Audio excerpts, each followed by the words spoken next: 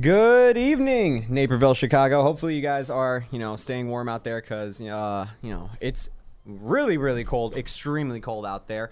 I'm Joe Viso, your host on Variety Viso. Joining me tonight is Alex Perez. How you doing, man? I'm doing great. Thank you, Joe. Okay. I also have Matthew Lundeen. Hello. All right. A bit of an on one right there. Chris Duffy. Yeah, he's here. And somebody who's just kind of stuck here with us due to the weather. We have just a special guest for tonight, but she'll be on the show eventually to review something in the near future. So I guess this is kind of an introduction to her. Go ahead and introduce yourself. My name is Sarah Bender, and I'm thoroughly angry right now, but it's fine. That was the most underhanded little intro. We are all angry because of the weather right now. And hopefully you are too. And hopefully you're staying warm out there. Hopefully you just like, you know what? This is a perfect time to listen to a bunch of young kids out there. Okay, thank you, Chris. Yeah. I had a much ruder word. Listen to a bunch of kids out there just talk about the movies that are out there right now on both devices like Netflix and Amazon and the theater and video games and stuff.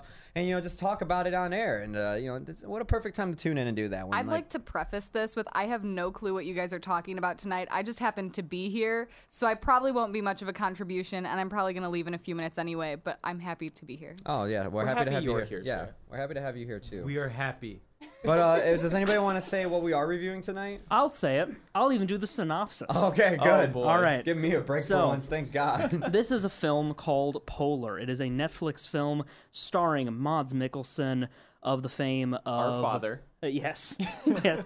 I first knew of him from the movie Casino Royale, but he's also been in Hannibal. That's the name of the show, right? The biggest one he's been in, yeah. Yes. And he's a generally awesome actor. So when I heard that he was going to be in an action film on Netflix, I thought, nice. And when I saw he was going to have an eye patch, I went, nice. So this is a film about him being an ex-hitman. He works for an organization called Damocles, which is a cool name, but, there are a lot of cool things that are wasted in this movie, as you'll come to find. And he is recently retired. In fact, he has just turned 50, and this organization of hitmen, once someone turns 50, they are required to retire. But this same organization also likes to kill its agents after they retire, so that way all of their money that they get for retiring goes back into the organization. It's like a hitman pyramid scheme. Yeah. Except probably, yeah. It's like a pension scam, pyramid scheme, but, for hitmen. Point is, it's bad. And that's the main takeaway. Yes. And so Mads Mikkelsen is just trying his darndest to live a normal life, and then but doesn't really try because he's so quickly gets back into life, and he's got this not love interest, but he's got this emotional connection to this girl played by Vanessa Hudgens, who's just she's okay. Look, this movie's bad. We all pretty much agree this movie's bad. That's all you need to know. Well, no, hold on. You don't know what I think of it. You don't know how I feel about this movie. Don't we? No, you don't. I never shared anything yet, so that's what we're going to talk about tonight. Okay. So, we'll find out. But yes, as Matthew was saying, Mads Mikkelsen, he plays, what was the character name again? It is here. Oh, darn it! It's Black Kaiser. Duncan is yes. Yes, Duncan. Black Kaiser is Duncan his hitman Vizsla. name. Duncan Vizsla. Yeah, Black Kaiser is his hitman name, similar to John Wick being the Baba Yaga, type of thing. So, as he was saying, he tries to go into retirement, and basically this movie's about a bunch of people trying to hunt him down and kill him, so he doesn't have to, get his retirement fund. Yeah, it's too much about those people. In fact. Far too much about it. Is the most boring motivation for an action movie ever is chasing someone down for their pension fund.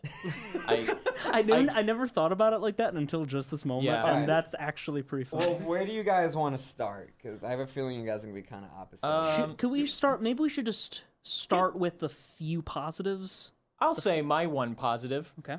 I'm not exaggerating when I say one positive. There is a hallway fight scene. And it was kind of cool. Yeah. That's literally what I have written down as All the right. one positive. I've got one positive. What's your positive? My one positive is that I haven't watched this. Oh, yay! That's a better positive than mine. That's the best positive. No, yeah, that fight scene in the tunnel is pretty awesome. But also What it was fight kind. scene? What? What fight scene? Did you watch the movie? I did. I just don't remember. I can't. Well, no, of the scene. it's in the trailer, so it doesn't matter. It's the one where he throws the fire extinguisher around the corner and then shoots it, and it's like, okay, it's sick. yeah, okay. But the fact that you don't remember it is really that's a bad sign. Yeah, it's a very bad sign. That's like the saving grace for most of us. And if it's I not good at being a saving grace. If I had to say another positive, I'd say this film is almost annoyingly colorful, which is annoyingly. Yeah, annoyingly. Because I mean, it's an adaptation of a graphic novel. So I suppose they were trying to go as colorful as they could. Yeah. And I couldn't decide whether I liked it or not. Well, that okay, color so design. to go off of your point, I mean, this is based on a comic book. I don't know if you guys saw that as the intro credits were going on. It's based on a Dark Horse comic series by the same name. And I'm sorry, I got distracted by somebody in the studio. It's basically like... every single time, you remember the Suicide Squad intros for each character? They do that in this movie as well. Yeah. The film stops on them, and there's this really colorful, like, font, and it, like, glosses over them. And there's, like, this gun-clicking sound effect. Yeah, there's, like, all this stuff. It literally, what you saw in Suicide Squad for their introductions as characters, you get that here as well. Except done far worse. And also, they think that's all the characterization you need. You see their name... And yeah, you got all the information you need. And because that's all the information they really give you about the characters. I'm sorry if I'm already deep diving into the negatives. Oh, no, don't worry. Hey, if you can't tell how annoyed I was with this movie, I decided to watch this film last night after watching City of God from 2002, which is a very, very good movie about violence in South American slums. I turned the movie on. 5 minutes in was the beginning scene with, I'm going to spoil it, Johnny Knoxville has a cameo. We have to believe he's an assassin, by the way. Yeah. Well, so retired assassin. I got to that cameo, 5 minutes, paused the movie, and looked down, thought to myself, is this worth it? Do I want to stay up for another 2 hours and watch this? I said no and went to bed and watched the rest of it today. That was also a mistake. Watching this movie, for me, was a mistake. I hated this movie as well. Sorry. Keep going. No, yeah, that's all I had to say. That would have been the perfect transition. Yeah, the characters, the introductions for them. That's when I knew something was off. I was like, oh, they're going for like this. The trailer made me think, oh, they're going for like some John Wick type thing. And then they do this like Smokin' Aces type of intro for the characters. It's definitely Smokin' Aces. It's also it feels like it's trying to be Borderlands and Suicide Squad with the way they introduce these characters, where you have a slow-mo cut and then a couple shots of whatever of them doing their thing and their name just across the screen with them looking all cool and being like, this is me. These characters. Well, also, they're very ineffectual assassins. They have the perfect opportunity for one person to kill Johnny Knoxville, and it takes 5 of them to do it in a bad way. Stupid, elaborate way to kill one person too. Yeah, it's like you guys are supposed to be the top assassins, and you guys are like treating this like it's the Mousetrap board game. Like, just pull the trigger and shoot and then the person compare already. that to the first time we see Mads Mikkelsen's character in action, like actually fighting people. Yeah, and it's like, well, of course they're gonna die. There's not even going to be an illusion of a Kill Bill-esque, like, oh, we're gonna get the video game boss fight of him versus any of these guys. No. Can I just say tonally, too, for this film? This film feels like a 13-year-old who shops at Hot Topic and thinks this is, like, what weird rich people do. Like, the villain of this movie, played by Matt Lucas, Blutt, the head of the company, he's like, okay, this is how I imagine, like, every 13-year-old who goes to Hot Topic on a religious basis, like, is just like, oh, hey, this is how I imagine, like, some corporate leader to be. He's fat, he wears vibrant suits, he, for some reason, has this fetish with lotion and all this other stuff. It's like, gross. What does this have to do with anything? You have these weird things with each of these characters. Like, one of them is like an assassin with no eyebrows or something. The other one, I don't know if she can kill, but she's basically there to be eye candy for the prey. She's the honeypot. Yeah, she's the honeypot, as used in the Interview? Yeah. Yeah, like literally just to distract somebody so that they can kill. So that a sniper who sucks at sniping can kill someone. Yeah, who's dressed like a cowboy. Who also picks the worst sniping perch in that opening scene. By the way, it's like. You were so close. It's like 100 feet away. You didn't. The pool. Like, in the act of him setting up the rifle would have put him in full view of the guy he's trying to kill.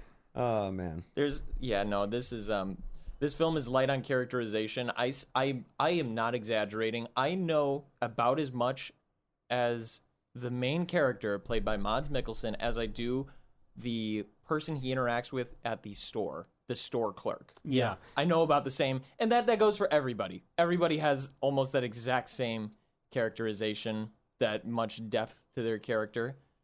They're all like caricatures of like people. Like yes, they're of video game characters. Yeah, they like, seem like the worst possible Metal Gear bosses come to life. Exactly. Except it's the whole movie is them. They're just a bunch of Hideo Kojima reject villains. Yes. Like they were left on the carting. No, here's how I floor. describe it. You know how like there was Devil May Cry and then there was the Devil May Cry reboot and it was like lame. Oh, it's like my God. these villains are like if the same company that made the DMC reboot did a Metal Gear Solid reboot. Yeah. That's what this band That of is a misfits perfect is like. explanation for that.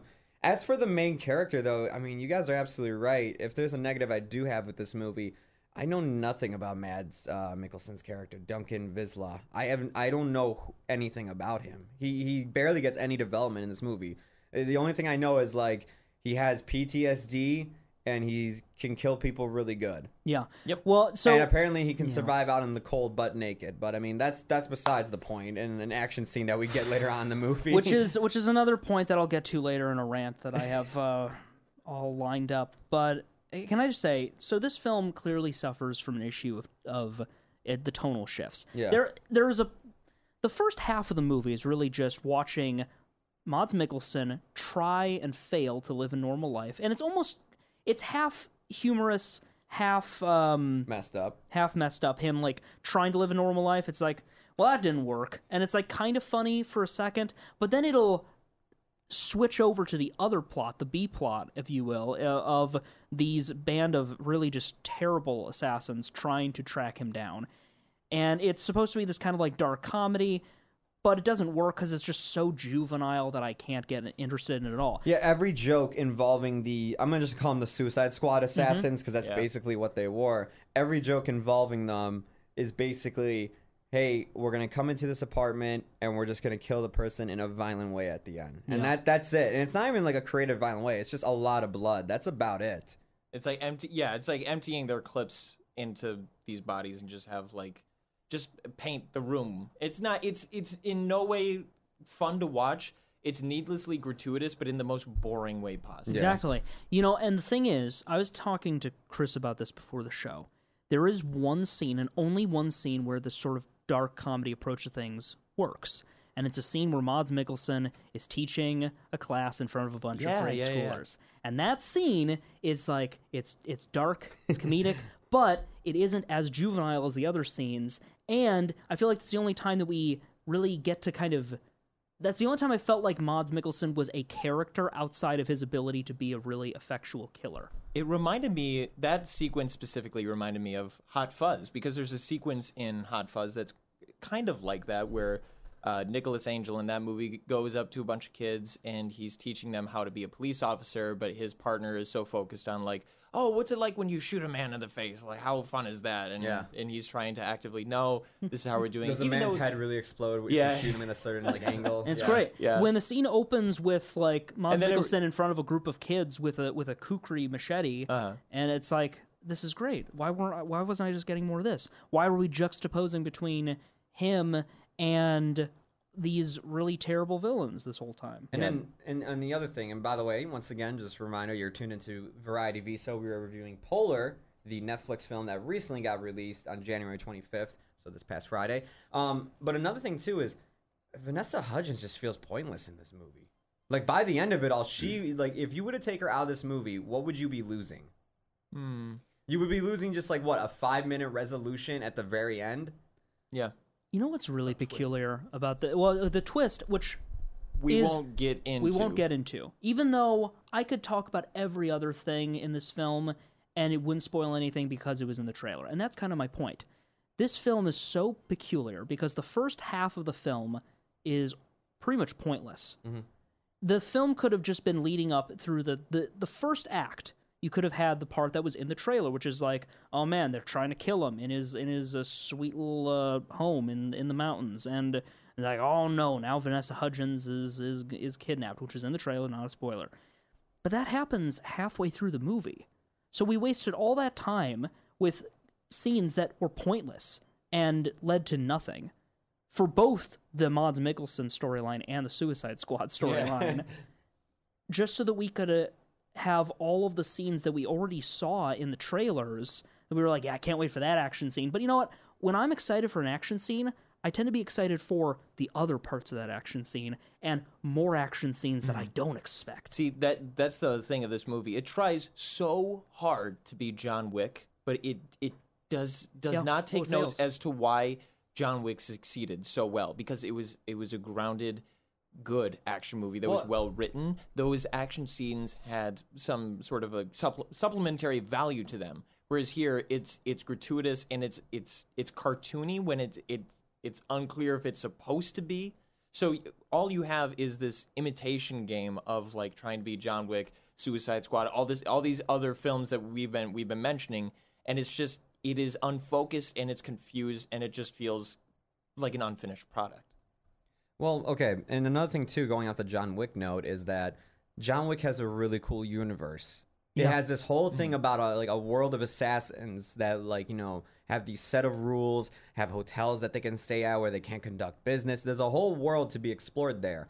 Here, you just have a company, and that's it. Like there's nothing cool about the world itself. There's nothing good about the plot. There's nothing good about the characters. There's a good point to be made here that going off of what Joe just said. So in John Wick, you have a scene where a guy just shows up, a character we've never met before, and he says, "Oh, hi, John." And it's like, because by that point in the film, we've just accepted that John Wick is just known by everybody in this criminal world. And so that character, as minor as he was in the first John Wick, was awesome. All the times that there were characters who were just like, oh, this guy knows John, that we're building on the world because there was a world to build. In the third act of Polar, there's a character introduced named Jasmine who basically exists to give him a bed to sleep in and then give him a bunch of guns. And in the trailer, There is? Yeah. Joe, I don't remember this. Joe, did you watch this movie? The girl, Joe's surprise. She was the girl who gave him all the turrets. Oh, okay, yeah. Okay. Yeah. Oh see? my God, Joe. This character is so inconsequential and needless. You could cut her scene out and lose nothing. And apparently they did, because I specifically remember a scene in the trailer where she's talking to him about something, where it's like, you're not a good man, but you're doing the right thing. It's like, I was like, that scene wasn't in the final movie. Honestly, I feel like they cut stuff out of this film, which is strange because they released the trailer earlier this month and the movie came out last weekend. You'd think that Netflix has engineered their machine that gives us films in a way that wouldn't lead to this type of nonsense. See, that could be intentional though, giving you deleted scenes or extraneous scenes that didn't make the final cut, that are on the final cutting room floor, and use it for marketing instead. That's a pretty heavy practice I've seen. I've seen that with sometimes in video games, they like change scenes around intentionally as to where, or even in like the Ragnarok trailer, where scenes are completely different. They use CGI to like take stuff out, like in Infinity War. There's an iconic shot of Thanos clenching his fist with the gauntlet, and in the trailer it shows 2 Infinity Stones. Those of you who've seen the movie, you know there's something actually different about that shot.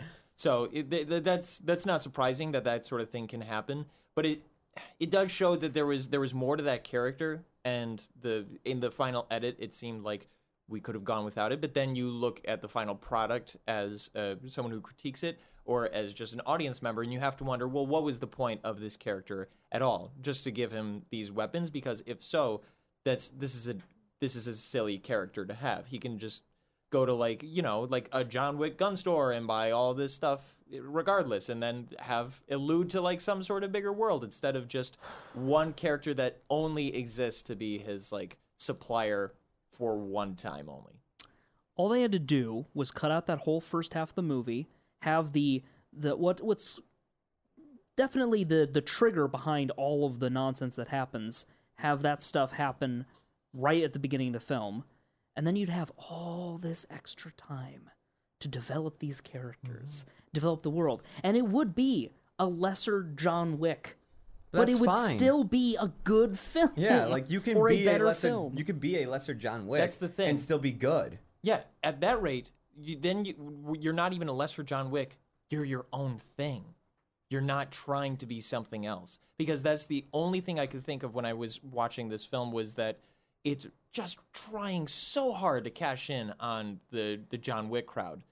It felt like whoever directed this movie, it felt like whoever directed this wanted to take a little bit of gratuity from like Suicide Squad and like take some violence from John Wick and then be like, okay, and then I want to take like the comic book aesthetic of like, you know, something like I'm trying to think of it, like Scott Pilgrim, where it's like, you know, there's like text all over the place and it's like vibrant and cool. And it's like they tried to throw it in a blender, but the blender exploded. It burnt down his house. He had to scrape up whatever was left, and he molded it into this movie. Can I just say, I hate the character Vivian, the one who every single time she answers the phone goes, speak. Yeah. It got so annoying after. It's like, it's not a cool trait. It's not anything cool. It's not a character trait. Yeah, that's speak. Like, that's not cool. Trait. Like, who is she? Like, she's just like the phone person? Is she on Mads Mikkelsen's side? Like, is she a secretary? Well, I never really got who she was. Every time she would answer the phone, she would always be someplace different, and that was like with a different hairstyle. With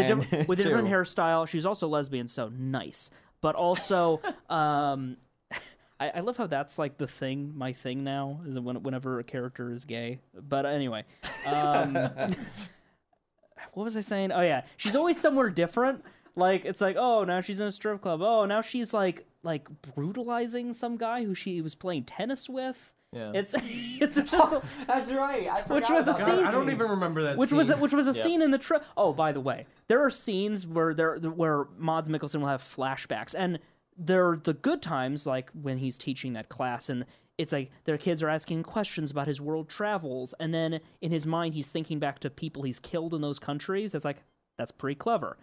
But then there's like legitimately a flashback scene that's him like beating someone dressed as Santa to death in the forest, and I'm like, why didn't we see that? I want to see that movie because that makes no sense. This movie felt like it was two different movies. Like there was two different scripts. Like the Suicide Squad people thought this was like a parody, and Mads Mikkelsen thought this is going to be like some serious movie. This is going to be Taken. Yeah, this is going to be like Taken mixed with John Wick with the assassin thing, and they just like couldn't like get it down. The tone was so weird. The acting was so awful, and I really hated Cindy, who was the what'd you guys say, the honey whatever, the honey pot. The honey pot, yeah. She was bad. Man. I hated her so much. By far the worst actress. Well, also, well, also like Mads Mikkelsen really settled when. No, we can't talk about that. But let's just say that Mads Mikkelsen made some very poor choices. This movie felt like it belongs in 2005. Like it shouldn't have been released this year. Like this is all old, dated stuff. That it's the technique of like being so focused on the female body in some sequences is so dated and antiquated and I'm just gonna say sexist. It feels like it is a time capsule of the awful 90s, early 2000 action flicks. One more time, you're tuned to Variety Viso, you listen to our review of Polar, but would you like to hear what this guy also directed? Oh, this is Jonas Ackerlund. Yeah, would you like to hear some of the other things he's directed? Yes, I think he's directed Lady Gaga featuring Beyonce, Telephone. He's directed David Guetta featuring Rihanna, Who's That Chick? He's directed Maroon 5, Daylight, Coldplay, Magic. And now you're probably like, what are these movies? Well, these aren't movies. These are music videos. Yes. This man has made a career with music videos.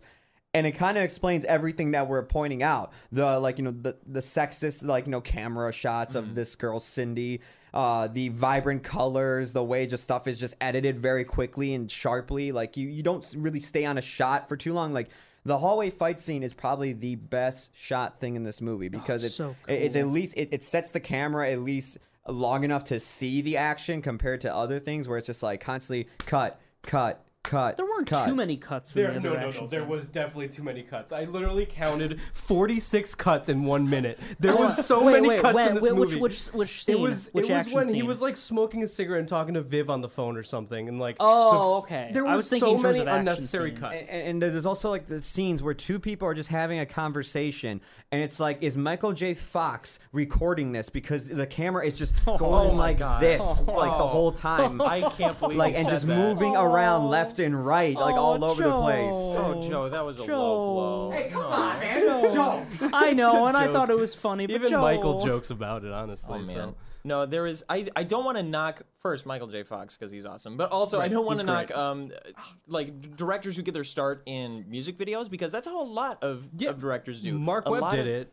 Yeah, a lot of I don't know who you're alluding to. He did the Joseph Gordon-Levitt and Zoe Deschanel movie. Okay. 500 Days of Summer. Yeah, God, why couldn't I think of that? Yeah, so I've seen a lot of directors get their start in horror films. That's how we saw, what was the director of Aquaman? I'm not familiar. James Wan. James Wan, yes. So directors get their start in like niche areas or areas that, for whatever reason, whether it's warranted or not, aren't taken as seriously as other films are, like music videos, like horror movies. So it's not uncommon to see directors get their start here.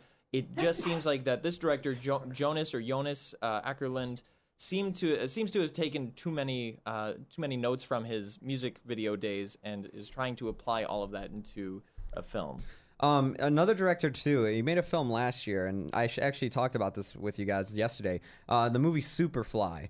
It's like a gangster movie. It's an action movie, and I've always compared it to like if Saints Row were to actually be adapted into a movie. This is the closest thing we're gonna get. It's not a great movie, but it was a lot of fun. I thought it was fine for what it is. But the dude, he totally fits this because he's directed music videos like Drake, Kendrick Lamar, Iggy Azalea. That was a terrible one to bring up. Terrible. But like like Sean Paul, he's dealt in like the pop scene, the rap scene as well. Yeah. So like his aesthetic and his like the way he shoots stuff totally fits Superfly.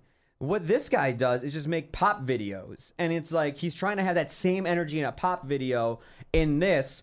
But it kind of works when the assassins are hunting down Mads Mikkelsen and it's focused on them because they're just kind of screaming and yelling all over the place. So it kind of fits there. It's annoying. It's terrible to watch, but it does not fit. His energy does not fit when it's Mads Mikkelsen just trying to live his life. When it's just Duncan trying to interact with Camille. I didn't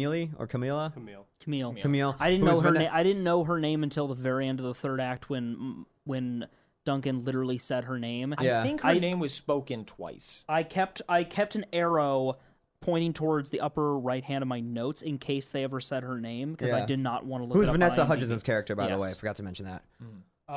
One thing that bothers me, by the way, when you're there hunting for Mads Mikkelsen and they do the triangulating a cell phone thing, and they're like, "Oh, we just couldn't hold him on the phone long enough." Gosh, this movie belongs in the year 2000. Like it's so dated. I hate these ideas. They had better luck finding Santa Claus in Santa Claus than finding this guy. Although I did think it was one of the few things that they kind of added to Mads Mikkelsen's character. It's like with like the whole like every single time he's on the phone with anybody, it's like, all right, hold on, it hangs up, breaks the SIM card, puts in a new one, calls them back. It was funny, it was ridiculous, but I did kind of enjoy it a little bit. But again, that's like, what do I have there? It's like. Well, I don't know what the phrase would be. It's bad.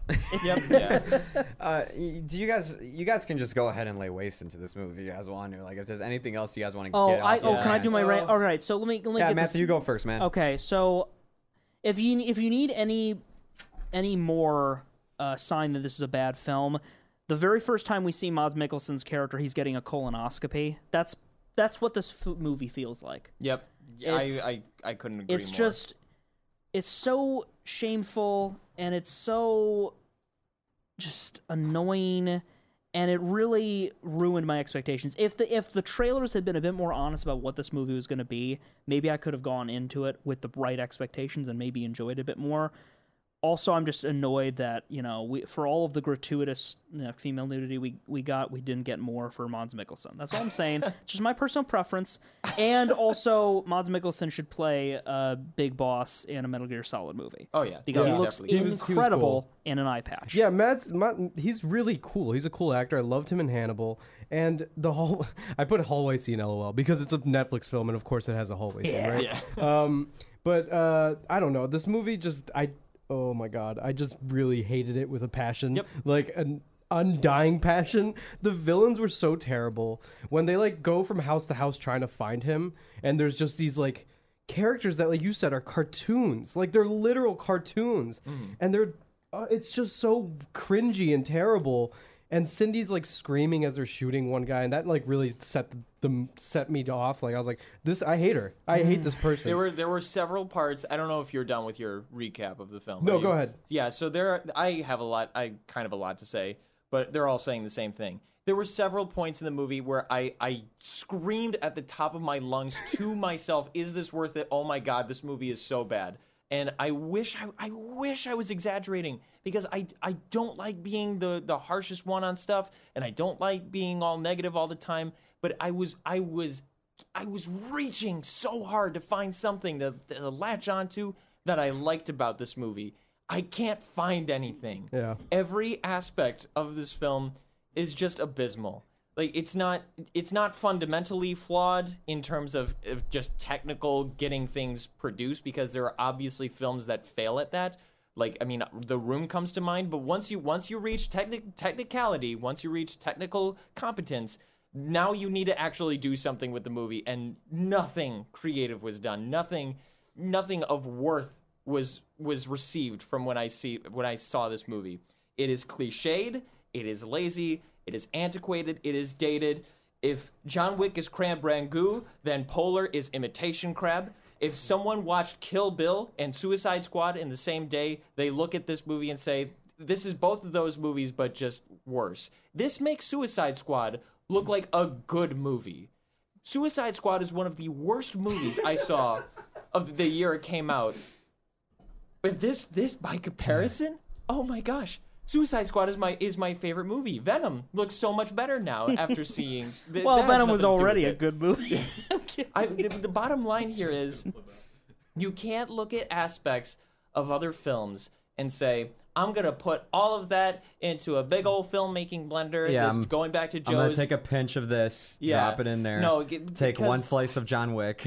I understand that it is flattery. It is, hey, these are the things I'm inspired by, and I want to put them in my movie. I don't want to go too hard. But the thing is, there are reasons why it works in one work of art, because it's a stylistic choice, and because it helps supplement the movie, and it's also a trademark of that filmmaker. This is a mishmash of everything we've seen before, and some of the bad parts of it too. So there's nothing redeemable from this movie. Okay. That's my bottom line. So did you guys all get like a little rant in? Yeah. Yep. Okay. So can I give my defense in the movie? Sure. Yeah. Go ahead.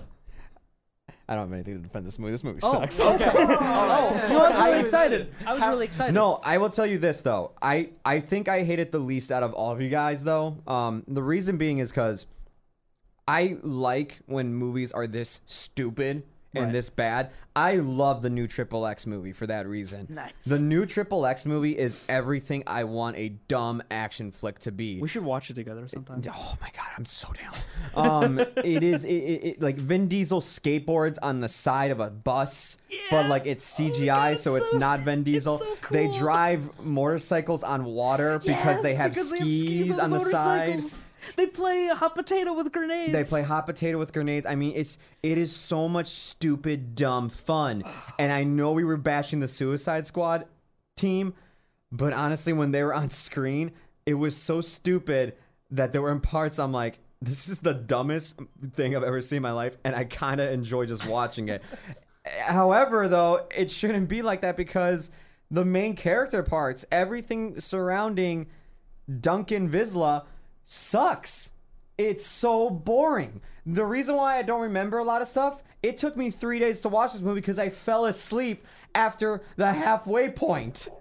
I fell asleep 3 different times. Well, no wonder you don't remember anything. Because, okay, look, I'm going to spoil it. The Suicide Squad gets killed halfway through the movie. Oh, yeah, they get killed immediately. They get killed They get instantly. introduced. They get these big title card and intros. You're thinking you're going to see action figures of them made from Netflix and T-shirts. So they can be killed because they're jobbers. Why did we waste so much time on jobbers? Yeah, and they get killed in such lame way. Like, you would think, like, oh, there's going to be the cool action sequence surrounding. No, it is so lame. It takes, like, literally Mads Mikkelsen a minute to finish off all 5 of them except one of them who ran away, and it comes back later, only to get demolished demolished in literally a second. Yeah. Like, and it's like. Also, they didn't need to kidnap the girl. The minute they left, like I said, like her character is just a damsel in distress. That literally was just Vanessa Hudgens' character. It's just damsel in distress, and her stupid plot twist at the end of the movie. I was just like, you know what? Honestly, this movie could just focus more on Mads and just who he's trying to be, and like at least it would have been more focused on one thing, not trying to do two characters that I thought were incredibly boring. But every time it is back on him, I am just bored out of my mind. When the Suicide Squad gets killed halfway through the movie, and like it's like all the energy that they were bringing, the screaming from Sydney, I know it was annoying and stupid, but at least it was something to keep me awake. Just watching, like, you know, them just unload on people and just, like, you know, say stupid one-liners. It was like, this is stupid. It is terrible. But God, am I having so much fun making fun of it. There is one legit good line, and it's, I think he's dead, let's get breakfast. I did like that. That was a good line. Other than that, though, at that halfway point, from then on out, the movie is just boring. It was not like that hallway fight was probably the only thing for the rest of the movie I enjoyed. I kept knocking out and waking up in intervals, and I was like, great, I'm gonna have to finish this tomorrow, or you know what, I'll just come back to it later. It took me all 3 days. I had a funeral to deal with on Saturday, so the entire time I'm just sitting there, I'm like, do I really want to watch Polar tonight after this funeral? Like, do I really want to watch the rest of this movie? I was so damn bored watching this. Especially at the halfway. I'm sorry. Especially at the halfway point. I mean, we can wrap it up here, honestly. Yeah, let's wrap it up, and then maybe I can do a quick review of a good movie. Sure, yeah, and then Chris, you can start your list. All right. Like you'll do the review and everything. Do you want to make any last points? I'll have you go first then. No. What were you just saying though? I was just going on a rant about how like literally just the halfway point in this movie just feels like everybody just gave up. Yeah. Because even like the final confrontation between Blutt and Duncan, the two baddies, the whole big thing. We don't see it. It's done in 1 second. It cuts to a bad CGI shot. Yeah, that's it. Also, Blutt is a name I'd literally make up as a joke name for like my online games when I play with my friends. If I'm playing Skyrim for the second time, like today, and I need to remake my character and I can't think of something, I'd smash the keyboard, and that's the name that would come up. Yeah, I don't like movies that have like sex scenes, especially with this one that like really focused hard on it a lot. Yeah, that was uncomfortable. It's like, okay, I know this movie's shallow. It's even shallower now with this like aggressive like scene that it was just too much. I don't have much left to say aside from the fact that I hated this movie. Like, what's the lowest I could give a score? An F-. Then yeah, that's probably what I'd give it. God. Yeah, this movie was terrible. I hated it. I was gonna give it an F. I thought F was the. Yeah, I thought F was gonna be the lowest. Yeah, let's make it F because that's a hard F. No, yeah, hard F. That's but what I I'm was giving texting as well. Chris like throughout this. I was like, dude, I don't think I could finish watching this. This is so miserable. Joe, I begged you in our group chat to hold on a minute, relinquish me. Because no, I don't know if like, are you finished with your recap? Of yeah, that I'm film? done. Right. I'm don't want to talk about this movie ever again. Joe quotes me while he gets the verbatim out. My biggest takeaway. It's so strange how honestly my favorite part of the movie, being the emotional twist at the end, is somehow that's the best part of the movie. But in any other movie would be such a weak point. Would be the weakest point of the movie. Be such a weak point. Then it would take down that movie by a full letter grade. It would make the movie not worth seeing. It would be such a disappointment. But for this, it's a saving grace. That should be the testament of this film. Yeah. It is antiquated, it is dated, lazy, cliche, and full of all of these other filmmaking tropes or style choices that have no supplementary meaning behind them. So I'm going to go ahead and say that Polar is an F. Yeah, same. I think, honestly, the only scenes worth watching, the tunnel fight, the scene in the classroom, I looked up both of them while we were talking. They're both on YouTube. Just go watch those. That's a testament to how bad this movie is. There's only one moment of genuine human interaction in this film. It is the last scene, and it doesn't feel like it fits at all because it's like you're seeing both of the characters on screen being very emotional about a plot reveal, but it's... No. I can't care. I wish I could have cared. But by the way, this movie has an 18 on Metacritic. But what was your grade? My grade is an F. It was going to be a D+, but the more we talked about it, it's an F. Man, all right. So let's switch now to... Hold on, I didn't go yet. Yeah, I mean, I liked it a bit more than you guys, so like, it's like a C- for me. I didn't hate this movie that much. I thought it was okay. No, I'm kidding with you guys. Oh my god. Oh man. You keep faking us out. Yeah, Be I know. genuine. I'm sorry. That's the real twist. Well, yeah, the trailer faked us out for this movie. That was more entertaining than the movie. Yeah.